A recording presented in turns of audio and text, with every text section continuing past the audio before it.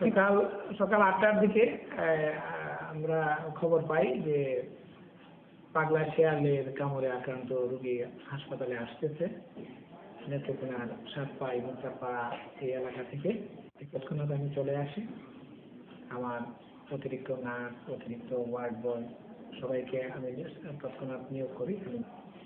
হাসপাতালে উপরের anti rabies vaccine হাসপাতালে সরকারিভাবে পর্যাপ্ত পরিমাণে সাপ্লাই আছে।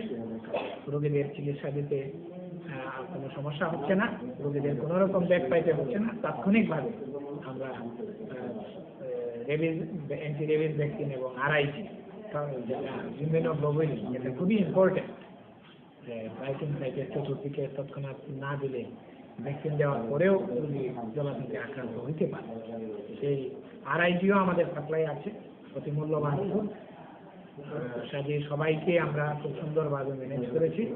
লোকজনদেরকে আশ্বস্ত করেছি যে আতঙ্কিত হওয়ার কোনো কারণ